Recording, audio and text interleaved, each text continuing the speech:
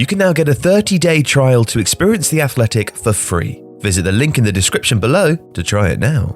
Following Manchester City's first Champions League game of the 2021-22 season, a 6-3 win over RB Leipzig, Pep Guardiola expressed his disappointment with the attendance at the Etihad. "I would say the last 3 games we played here we scored 16 goals, Guardiola told BT Sport.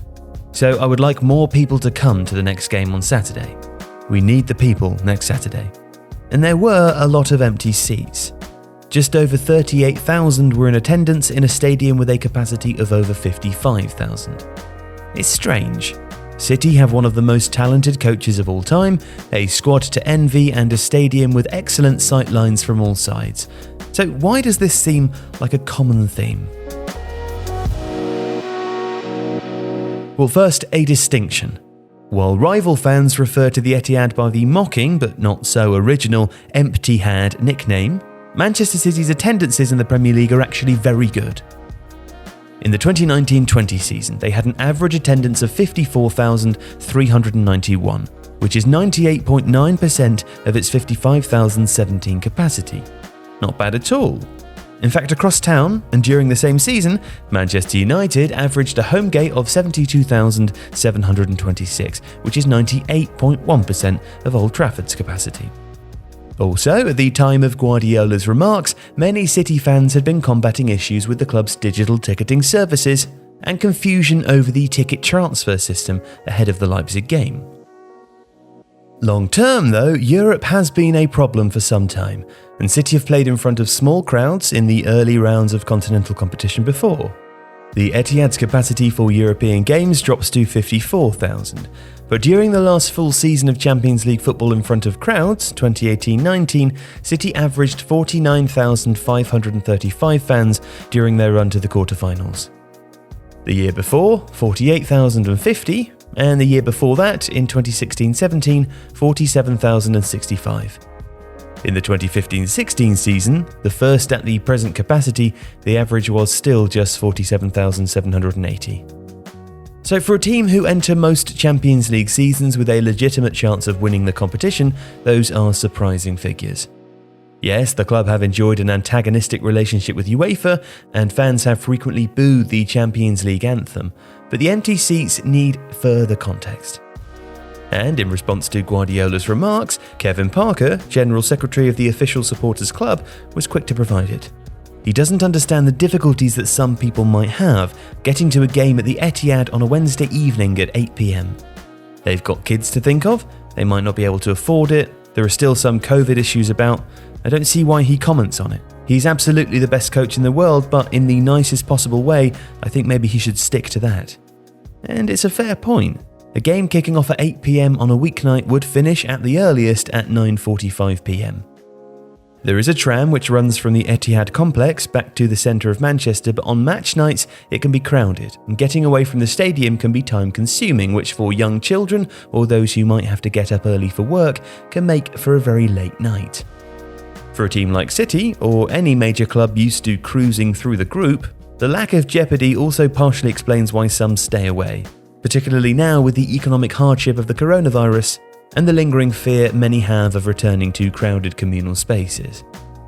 As of September 2021, Manchester actually has one of the lowest vaccination rates in the UK, with only 56.4% of those eligible having received both doses. But vaccination levels aside, these are universal issues, so why do they manifest more at the Etihad? Well, because of the nature of City's fan base and the club's history. According to a report released by the City Group back in 2018, celebrating a decade of their ownership, the club they bought had just 6 official overseas supporters groups. That number grew to 116 over those 10 years and continues to rise, but it remains some way behind the 262 officially recognised Manchester United supporters clubs in 89 different countries, as they do in the UK itself. In a May 2021 survey entitled The True Colours of Football, which measured Premier League clubs' popularity by search volume, City actually ranked as the 7th most popular club in the UK, behind Manchester United, Liverpool, Arsenal, Tottenham, Chelsea, and even Leeds United. Combined, those statistics describe a few issues. The first is that City have relatively few fans for a club of their standing, and the level of demand for their tickets is obviously comparatively low. The second is that they don't benefit from football tourism in the same way as other clubs, and are less able to fill the gaps that appear in their stadium as a result. A 2019 Visit Britain survey recorded that 800,000 tourists watched a Premier League game during that previous season, the most of any league in Europe, but that the top 3 destinations were Stamford Bridge, Old Trafford and the Emirates Stadium. City, by contrast, are less able to count on demand from outside their catchment area. A 2014 YouGov poll revealed that of those surveyed, 49% of Manchester City fans lived in the northwest region of England, compared to 28% of United fans. Those numbers might have changed in the years since, but not dramatically so, depicting the City fan base as being more reflective of its region. Of the 5.4% unemployment rate in Greater Manchester, which is above the United Kingdom's 4.6%. And the average house price, which is $241,000 to the UK average of $255,000. In other words, being more susceptible to the issues that were described by their supporters' trust in response to Pep Guardiola's criticism.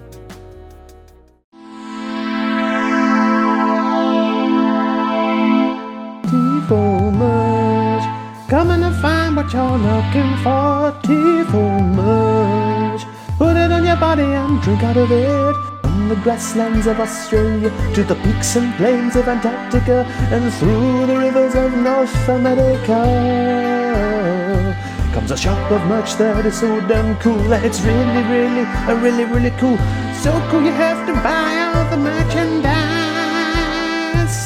Buy the merchandise. Come in and buy all our merchandise. Looky right here, there's merchandise, but your merchandise. Gotta get your hands on the merchandise.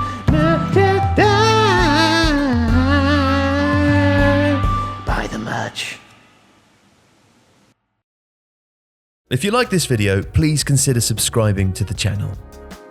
The Athletic brings you the best sports journalism in the world in a personalised experience, connecting you with the stories and teams that you care about the most. There's coverage of 13 sports, plus direct access to world-class journalists through live Q&As, discussions and podcasts. Not to mention, it's all ad-free. And you can try it now for free for 30 days by clicking the link in the description.